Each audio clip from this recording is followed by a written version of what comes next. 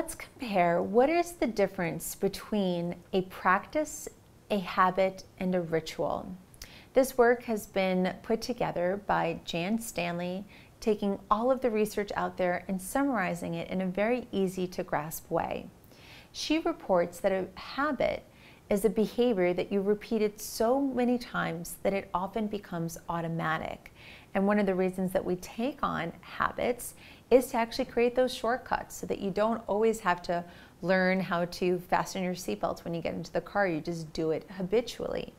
Habit frees up our mental space, and you can take anything and turn it into a habit. For example, morning meditation could be something that you're trying to work into a habit that you don't have to keep reminding yourself to go to every day, that it just becomes the thing that you do.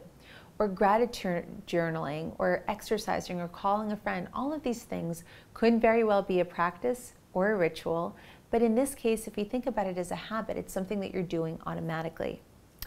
A practice is a repeated performance of related activities that specifically focus on acquiring and improving a skill set. So I can think about improving my mindfulness practice and becoming better at this thing called mindfulness as a practice. I can invest in my positive relationships or invest in practicing gratitude or optimism. I can find specific practices that I can do within those different topics that would enable me to increase my sense of practicing. And then lastly, there's ritual. And rituals are unique. Yes, they can become like practices. They can look kind of similar because you can do a gratitude journal and have it be a ritual, or you can do a gratitude journal and have it be a habit. But rituals add symbolic actions to anchor experiences. So for example, if in my daily journaling, I want to journal in my very special notebook with a very specific pen, I'm starting to add symbolic actions to that experience and turning it into a ritual. Maybe covering myself with a meditation shawl before I go to meditate.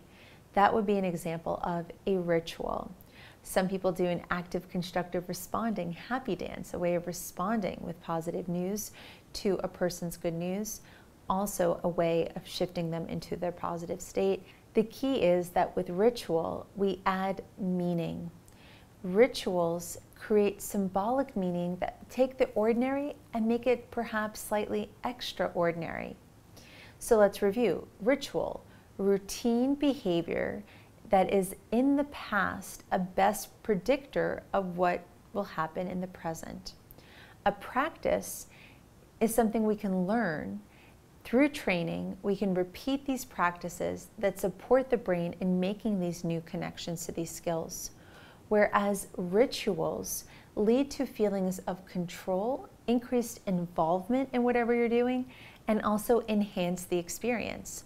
So when you take eating, and rather than just habitually eating, being totally disconnected from the process, you turn the process of eating into a ritual. You give gratitude for the meal.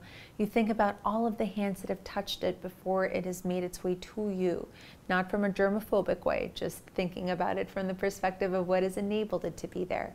You take that ordinary experience and you give yourself more control over it, and you help yourself savor it. And any behavior can be turned from a habit into a ritual.